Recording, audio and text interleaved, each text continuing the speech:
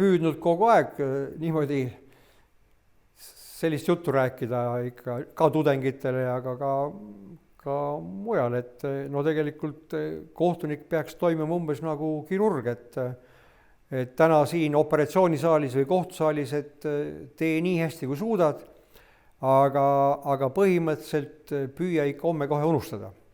Sest muidu mõeldes homme ka tänasele asjale, et võib-olla sa ei märka kõike või ei ole piisavalt tähelepanelik ja nii edasi. Et seda on tore öelda, alati kindlasti see võimalik ei ole, et mõnikord ikka asjad käivad kaasas ja öösel ja nädalad.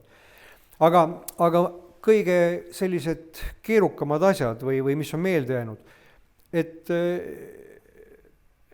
et ega ka nii ei julgeks väga välja tuua.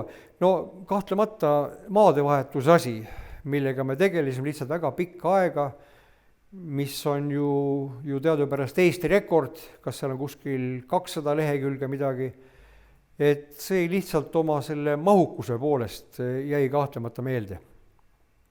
Me tegelesime ikkagi kogu kolleegiumiga väga pikka aega selle asjaga.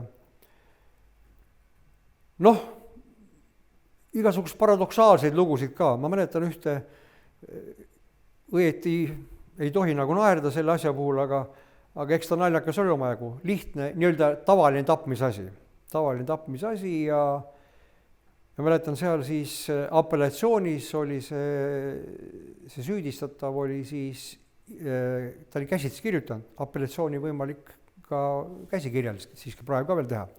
Käsitsi oli selle apellatsiooni kirjutanud süüdistatav ja seal oli juures ka joonis. Seal juures oli joonis, seal oli diagramm, sellised sinusoid, 3 sinusoidi jooksid.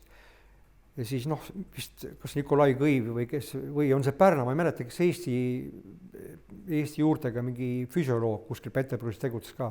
Temal oli ka, et ühesõnaga siis nagu intellektuaalne, tahteline ja füüsiline, sellised jooned jooksed, eks ole. Täna olen ma miinuses ja homme siis näiteks plussis.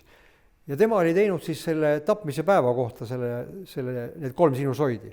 Ja ta kirjutas siin kokkuvõtvalt, et kui te vaatate seda diagrammi, siis mul ei ole mingit varianti. Et kõik oli nullis. Nii tahteline, emotsionaalne kui ka füüsiline sel päeval ja et mul valikuid tegelikult ei olnud. Et mis sa hing ütled selle peale, et lihtsalt selline lugu. Et jah, et ei oska nagu praegu nii käigult, kui veidi meenutada võib-olla, eks siis võiks need igasuguseid tulla.